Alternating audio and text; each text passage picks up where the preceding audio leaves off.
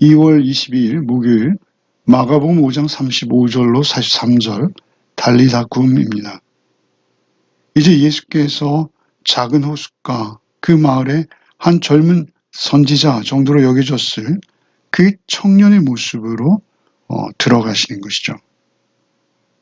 결국 그 회당장 야이로의 딸이 살아나는 이야기입니다. 죽음으로부터 생명을 얻는 것이죠. 죽은 자가 살아나는 하나님 나라의 이야기가 시작되는 것입니다.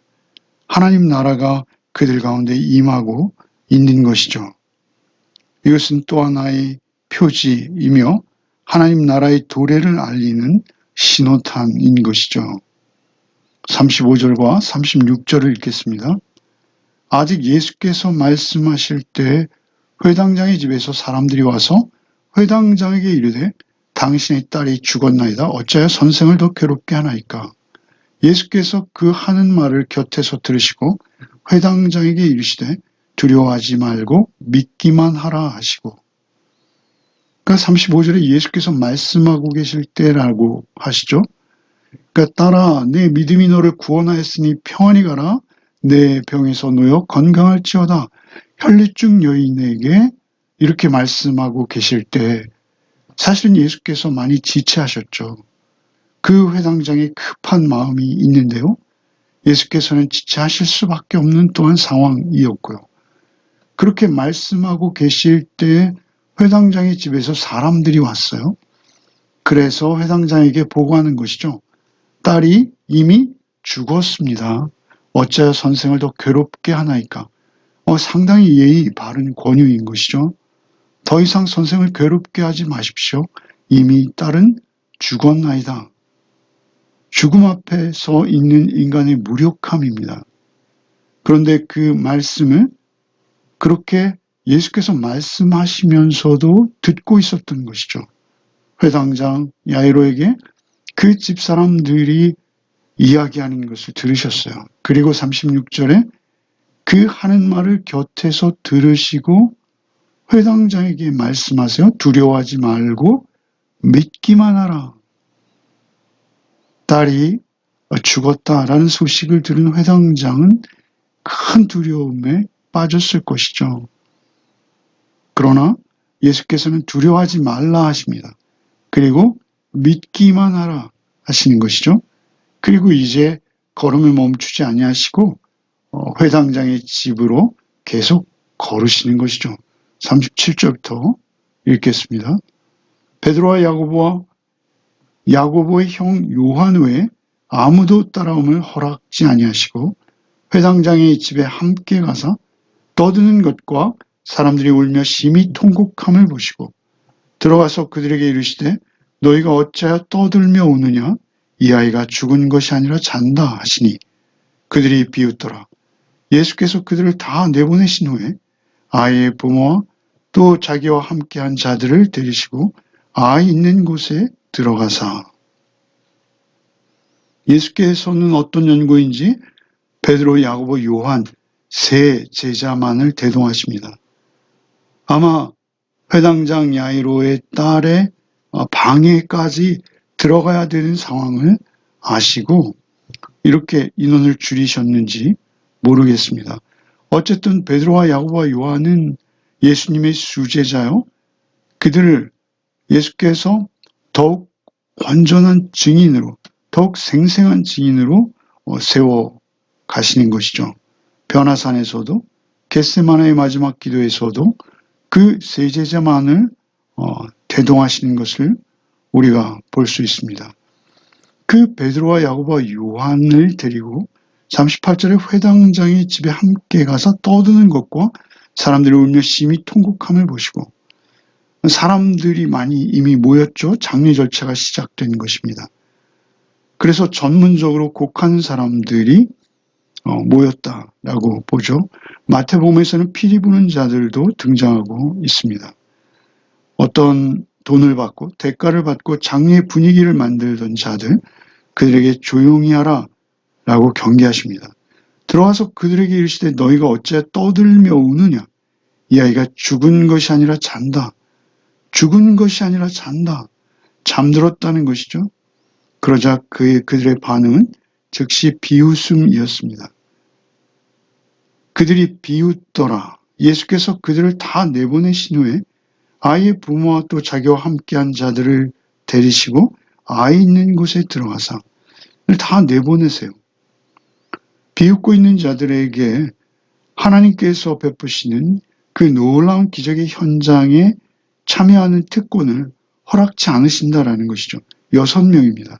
부모 2, 그리고 세 제자 베드로와 야고보와 요한, 그리고 예수님까지 6명이 소녀의 방으로 직접 들어가시는 것이죠. 41절 이하를 읽겠습니다. 그 아이의 손을 잡고 이르시되 달리다쿰 하시니 번역하면 곧 내가 네게 말하노니 소녀야 일어나라 하심이라. 소녀가 곧 일어나서 걸으니 나이가 12살이라. 사람들이 곧 크게 놀라고 놀라거늘 예수께서 이를 아무도 알지 못하게 하라 하고 그들을 많이 경계하시고 이에 소녀에게 먹을 것을 주라 하시니라. 예수께서는 그 소녀의 방에 들어가시자 먼저 손을 잡으십니다. 당시 유대인들의 율법에 의하면 우리가 잘 알고 있듯이 시체를 만지는 것은 그 죽음으로부터 그 시체로부터 부정함을 옮겨오는 것이 됩니다. 그래서 만진 자도 부정해지는 것이죠.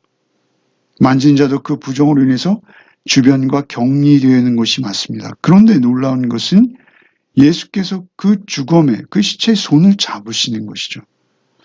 그러자 그 주검으로부터 부정이 예수께 오는 것이 아니라 예수께서 놀라운 생명이 그녀에게 건너가 그녀가 살게 되는 것이죠. 달리다 굼.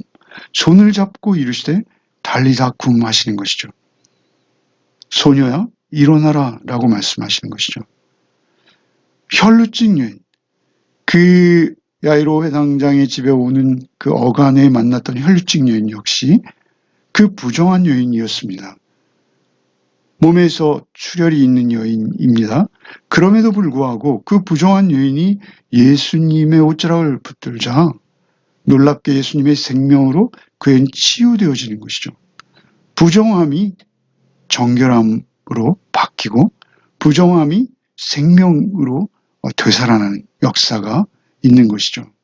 예수께서 그녀의 손을 잡고 달리다쿰 하십니다. 이것은 아람어이죠. 왜 헬라어로 성경을 써내려가다 이 부분에서 아람어로 기록했을까요? 그것은 요한과 그들에게 이 장면이 너무도 생생하고 충격적이었을 것이죠. 그래서 그 현장을 있는 그대로 옮기고 싶었다라는 것으로 봅니다. 그녀의 손을 잡고 이 손, 예수의 손이 그녀의 손을 잡는 것이죠. 하나님의 손입니다. 이것은 신인 동용어조 표현이죠. 하나님의 손은 무엇입니까? 능력이요, 위로이죠. 생명입니다. 그 애정어린 모습으로 그의 손을 잡자 그의 부정이 생명으로 바뀌는 것이죠. 그의 부정함이. 그리고 동시에 달리다쿰, 얘야 일어나야지. 이것은 그때 당시에 많은 부모들이 아침에 자녀들을 깨우는 아주 사랑스럽고 정겨운 어투라고 합니다. 표현이라고 합니다. 얘야 일어나라. 이런 의미인 것이죠. 여기 번역에는 내가 네게 말하느니 소녀야 일어나라 이렇게 길게 번역했습니다만 사실 이것은 얘야 일어나야지 뭐 이런 그런 부름이죠. 예수께서 그렇게 부르신 것입니다. 일상에서 사용하는 아주 익숙한 가정의 단어로 예수께서 찾아가셔서 생명을 주시는 것이죠. 하나님의 능력이 그들의 평범한 일상 속으로 지금 들어오고 있는 것입니다. 하나님의 나라가 가까웠으니 회개하고 복음을 믿으라. 1장 15절에 말씀하셨던 그 하나님 나라가 그들에게 선포되어졌던 것처럼 그 소녀의 방에서 지금 임하고 있는 것입니다. 하나님의 나라가 임하는 실증이죠. 그 생활의 삶에 아침에 일어나는 부모의 음성처럼 다정히 부활의 아침에도 우리에게 찾아오실 그래서 개인에게 주의 음성을 들려주실 것을 예고하시는 것입니다. 이것은 부활의 의미를 담고 있다라는 것입니다. 우리가 죽은 자가 살아나는 것을 경험하지 못했습니다. 그럼에도 이 사건을 통해서 우리가 알 수 있는 것은 예수님은 죽은 자를 살리시는 분이시라는 것이죠. 42절에 소녀가 곧 일어나서 걸으니, 일어나다, 이 단어는 마가복음에 17번 등장합니다. 그런데 10번이 부활과 관련돼서 사용되는 단어라는 것이죠. 일어나서, 소녀가 곧 일어나서 걸으니 나이가 12살이라 사람들이 곧 크게 놀라고 놀라웠거늘. 크게 놀라고 놀라웠거늘. 이것도 역시 예수께서 부활하셨을 때 그들이 반응하는 모습들과 흡사한 표현이죠. 같은 표현입니다. 크게 놀라고 놀라거든. 인간이 놀랄 수 있는 가장 큰 놀라움입니다. 일어나서 걸으니 나이가 12살이라. 12살, 당시로서는 이 결혼 정년기라고 하죠. 여인으로서는 인생에 꼽히는 가장 아름다운 나이라고 합니다. 그녀가 그렇게 생명을 회복해서 일어나서 방을 걷게 되는 것이죠. 걸어 다니는 거예요. 그 자리를 지금 세 제자와 그 부모는 지금 현장에서 목격하고 있는 것이죠. 43절에 예수께서 이 일을 아무에게도 알지 못하게 하라 말씀하시고 그리고 먹을 것을 주라 이렇게 말씀하십니다. 아무도 알지 못하게 하라. 이 말씀은 무슨 의미일까요? 예수께서 죽은 자를 살리시는 이 사건이 사실은 엄청난 사건이고 이 사건으로 인해서 큰 오해가 생기고 또 메시아가 임했다라는 이 소문으로 인해서 아직 때가 아님에도 불구하고 예수께서 아직 공생의 기간이 많이 남으셨는데도 불구하고 그 상황이 아주 널리 퍼져나가서 쓸데없는 위험과 갈등을 초래할 수 있다라는 것이죠. 그래서 예수께서는 이것을 알지 못하게 하라라고 경계하시는 것이죠. 경계하게 하시는 것이죠. 그리고 먹을 것을 주라라고 말씀하시는 것입니다. 예수께서는 죽었다가 다시 살아나실 것이죠. 사실 이 사건은 예수의 부활을 예고하기도 합니다.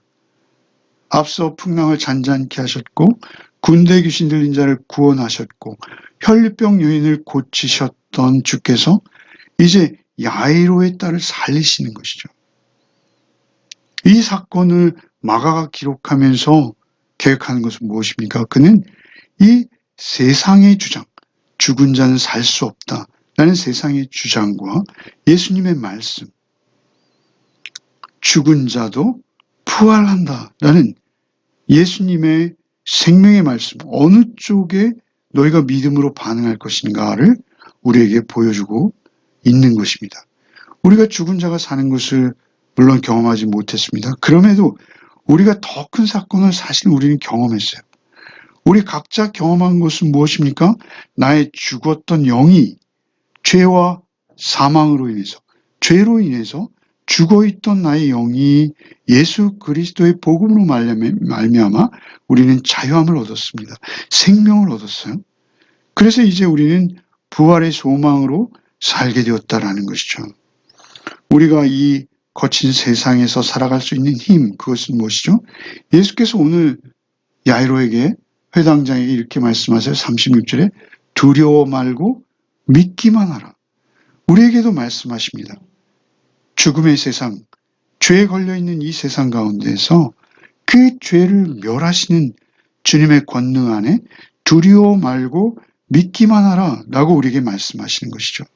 말씀이 육신이 되오신 예수를 그 말씀을 믿음으로 우리가 받아들일 때 성령의 도우심을 받아서 우리는 예수님의 마지막 부르심이 아니지 최초의 부르심을 기대하고 소망하면서 사는 것이죠. 예수께서 다시 오실 것입니다. 그리고 우리에게 모두 말씀하실 것이죠. 그 음성을 우리는 개인적으로 들을 것입니다. 믿는 자들아 내가 말하노니 일어나라 주님 말씀하실 것이죠. 우리는 그 마지막 소망의 말씀을 들으려는 그 소망으로 우리는 지금 이 땅을 살고 있는 것입니다. 이 혈루증 여인과 달리 이 폐쇄된 곳에서 제한된 5명만이 보았던 이 생생한 현장, 그것을 이렇게 기록하고 있는 것이죠.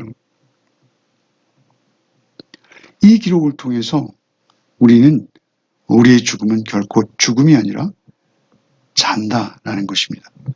잠들었다라는 것이죠. 예수께서 결국 우리를 깨우실 것이라는 것입니다. 그것을 우리가 온전히 믿는 것이 우리의 믿음인 것이죠.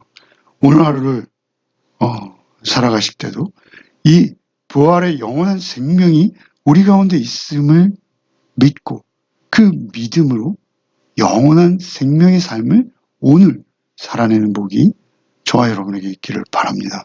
기도하시겠습니다. 주님 감사합니다. 우리를 찾아오셔서 죽었던 나를 살리시고 주의 말씀으로 우리에게 새로운 생명을 주셨고 우리의 영이 자유함을 얻어 부활 소망으로 살게 하셨으니 감사합니다. 주님, 우리가 이 소망 놓치지 않게 하시고 이 소망이 우리의 삶의 뿌리가 되게 하시고 이 소망으로 오늘 하루도 우리의 삶을 살아내게 하여 주시옵소서. 오직 우리가 부활의 새 생명의 소망으로 오늘 하루도 우리의 삶을 감당케 하실 줄 믿사올 때 예수 그리스도 이름 받들어 기도하옵나이다. 아멘.